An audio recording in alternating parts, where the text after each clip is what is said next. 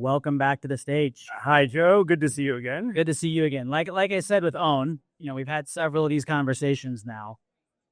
So I want to avoid sounding like a broken record. We probably are going to cover some of the same stuff. Sure. Robert, could you tell us, I guess for those who haven't paid attention or seen any of our previous discussions, what exactly is Zkalyx? So the very simplest way I can put Zkalyx is that we have a technology that allows layer one blockchains to talk directly together. So no bridges, no intermediaries, nothing between one blockchain and another, including us. We're not in the middle of that either. So we are trying to deploy this technology into different blockchains. And then there's a whole story that happens after that about how crypto actually looks different, safer, faster, more seamless once layer one blockchains can talk directly together. It sounds like you're talking more about like a shift in the way we think about things. Bridges have kind of been the de facto method of moving between blockchains. Like it's really been how you do it. There's no real other option. Can you talk about the shift in thinking that this involves? Yeah. So when I explain this to people and I show diagrams or whatever, they're like, oh, it's a bridge. Or what about this particular project? And I'll be like, that's a bridge. So as soon as the connections between chains are on top of the chain in smart contracts or requiring some off-chain something to happen, it's a bridge. I'm just going to lump all of that into bridging or an intermediary. Since this goes inside, people we don't have this in our industry. Like this doesn't exist in our industry except for on our chains. And so it's hard to describe all the things that happen because we think that there's this barrier between one chain and another. And for the most part in our industry, there is.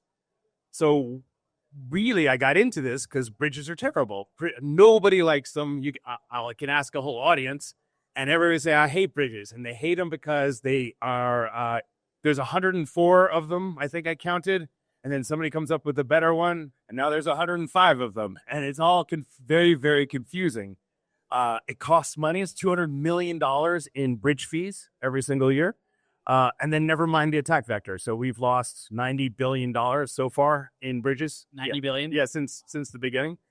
And this technology fixes that. And so it won't fix every single thing in blockchain that we have that's an issue. But these particular things, we don't need another bridge. And we don't need a better bridge. We need no bridge. And that would be better. Can you give an illustration for how this would work in real life? Like, let's say that Ethereum and Solana implement Zkalyx.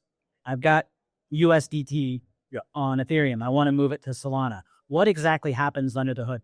Yeah. So your experience in this case would be, it's just like sending from my address to your address, right?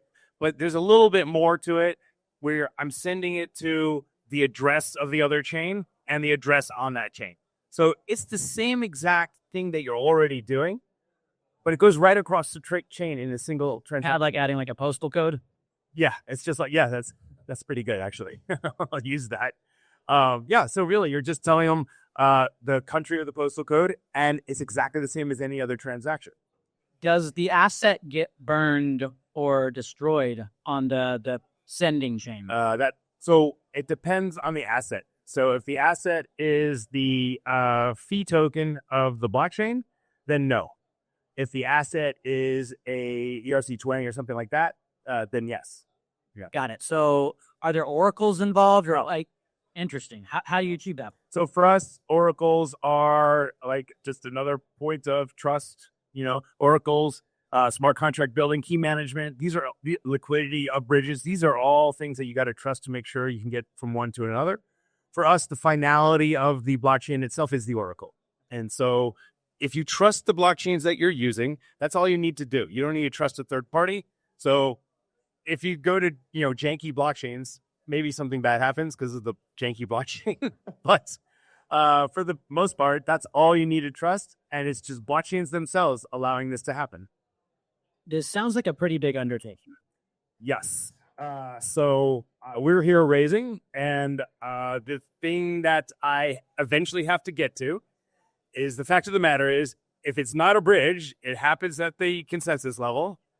And so it's a soft fork. So if you want to improve your blockchain, then you have to get all the validators to deploy this same technology, or majority of the validators to deploy this technology. And so that's why we're building a chain. We want to demonstrate this, and then we'll bring on smaller chains, then medium chains, and then we will build our own Bitcoin nodes and get them out there so that hopefully people will just want to be able to have these connections from main chains, particularly chains like Cardano, Litecoin, Bitcoin. They don't actually do much, right? So if you can make blockchains that they're directly connected to that are application specific, they go from not doing much to doing anything, right? And so that's giving unlimited utility to these chains that don't actually have it. So if I'm understanding it correctly, it sounds like there's two ways this can be used. Number one, any chain can deploy it on their own between any other chain, but also you're launching your own chain that can act as an intermediary. Is that correct? Yeah. So we're launching a chain. We're partnering up with different, like an RWA company. We're doing an IP chain, decentralized storage. So we will show how these seamless connections happen. We will, each of those chains have their own business plans, and they each make money. And then we want other chains to come into this ecosystem. But any chain that comes into our ecosystem by deploying this tech can also create their own application-specific blockchain. So all of a sudden, like Litecoin can have its own chains where the fee token in the other chains is Litecoin. And that's what we're doing. All our chains are going to be Zkalyx. It'll be multiple blockchains, layer one blockchains, but they all use the same fee token. It's the first time that's ever happened. How far along are you? Where is the development at as it stands today, and what's coming next? We are early. So we have our own testnet for this. It's not public yet. We are looking to get to a full public testnet, our main chain out there, and then we call these the application specific service blockchains. We call service chains. So we want to build out 4 or 5 of those, and that is probably going to happen between this cycle and the next. So it's over the next couple of years.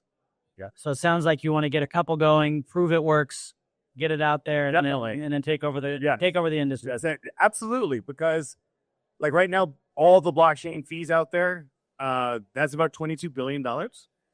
That's looking to go to about $1.2 trillion by 2035. That's how it's expected to move. We intend on taking a good chunk of that. We have this idea that you don't need utility tokens. And so instead of utility tokens, let's route blockchain fees to validators, but also to developers and also to investors. So now investors are focused on utility instead of hyping tokens. Once we do that, now everything's about blockchain fees. So let's capitalize on the thing that works instead of having two monies to do things, which is odd. Like there's no economy on the planet that does that except in crypto. So that's a new thing that we're also able to supply to the industry. You mentioned a little bit ago that you all are doing a raise. Yeah. Could you share a little bit of info about that? I can. Share how people who are interested might be able to get involved. You definitely. So getting involved, definitely talk to me. But we're doing a small pre-seed right now. It's $750K. Shortly after that, we'll have a seed round, and that's what we're doing right now. We're doing it's a SAFT, and we're open to safes also. So at least for that first round, you can participate. Accredited investors, definitely in America, but really we'll talk to anybody at this point. Not for $10, but serious investments. Yeah, we'll look at pretty much anything. All right, thank you, Robert. Right. Any final words you'd like to share with everybody before we wrap up here?